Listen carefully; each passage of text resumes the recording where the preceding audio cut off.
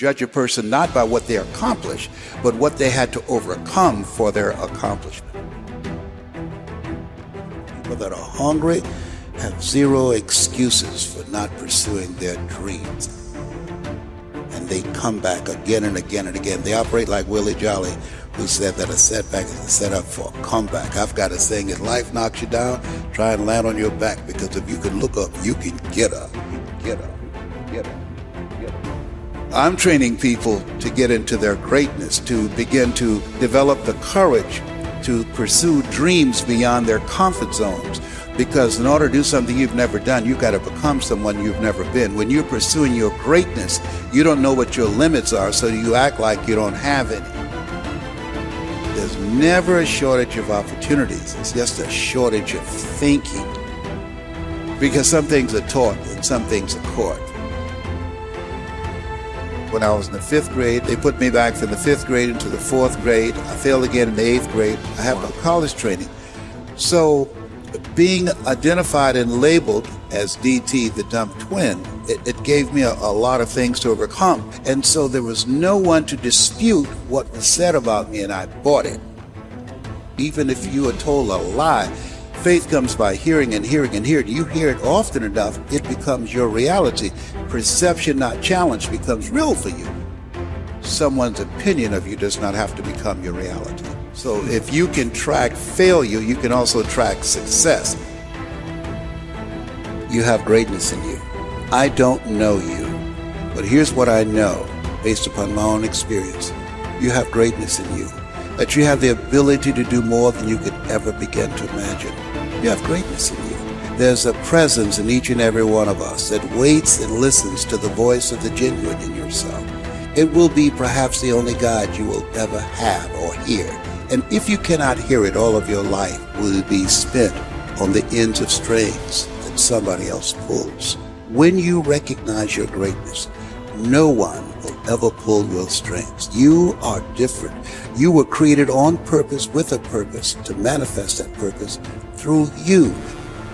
But you will never exercise authority and dominion over your life until you exercise authority and dominion over what you are not. Most people go through life living the lie that has been told about them. There's something in you that's greater than your circumstances. There's something in you that's greater than the adversities that you're facing. In life, you're either in a problem, just left one, or headed toward one. You have greatness in you.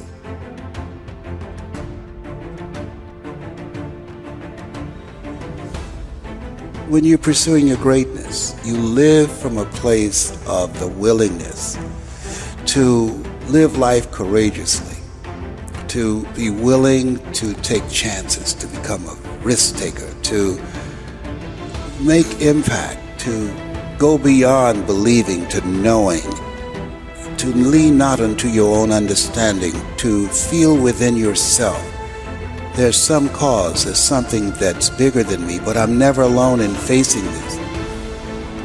There's a presence that will never leave me nor forsake me.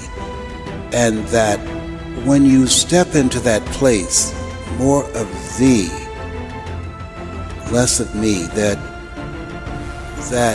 there's a place where we can go within ourselves. There are things that we can accomplish, things that we can do, that eye has not seen, ear has not heard, nor is in the heart of mankind what God has in store for us. When we surrender life to me, when you're pursuing your greatness, you find something that you love, that you surrender to that something gives you life, and that you turn yourself over to that and allow yourself to be used by life. That, to me, is what greatness is. When I was diagnosed with prostate cancer and I was pondering about my life, am I going to beat this?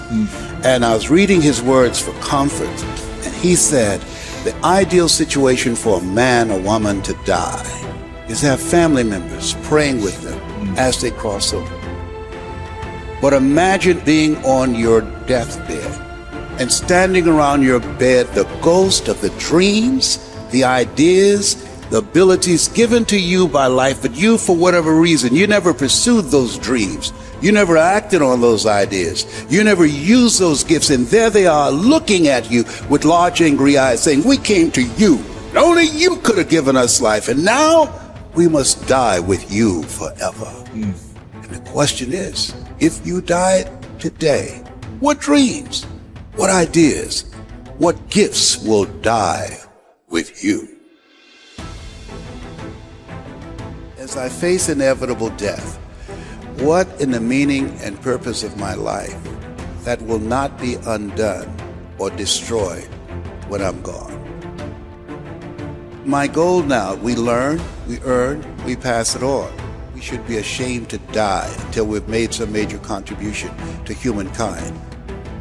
I think it's important that people find something that gives their life a sense of meaning and value that drives them, that becomes their magnificent obsession. Because we live in a world where we're told more about our limitations rather than our potential, we go to our graves never knowing who we really are. How do we develop a sense of belief? What I'm hearing you say is belief is one of the most important things we can have in ourselves. It is major. It's an ongoing process. I encourage people to read at a minimum of 30 to 40 pages of something positive every day to program your mind, and all of us can do that. We can go to the library and check out books. When I think about Og Mandino, who wrote The Greatest Salesman in the World, he was on the verge of committing suicide. Went to the library, read the book Think and Grow Rich, and his life turned around. Your mindset, your diet, and positive relationships, giving yourself a healing, nurturing environment strengthens your immune system and allows you to stay here longer and do your great work. So you have to program yourself or your mind will be programmed. In order to do something you've never done, you've got to become someone you've never been. You've got to become a risk taker. This God said, if you're not willing to risk, you can't grow. And if you can't grow, you can't become your best. And if you can't become your best, you can't be happy. And if you can't be happy, then what else is there?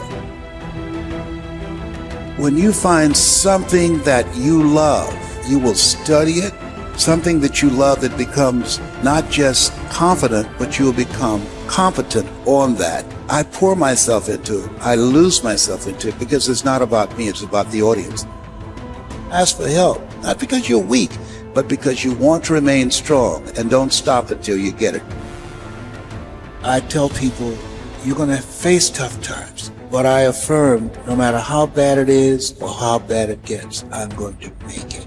You don't get in life what you want, you get in life what you are. Develop your communication skills, because once you open your mouth, you tell the world who you are. So live a life of contribution.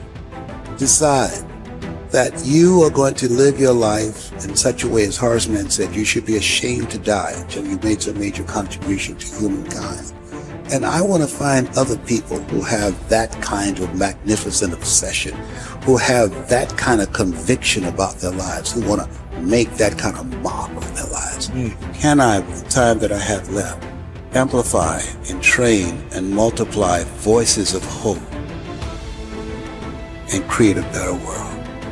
We'll have enough time to do that. And we all have an expiration date. So live your life from a place of love.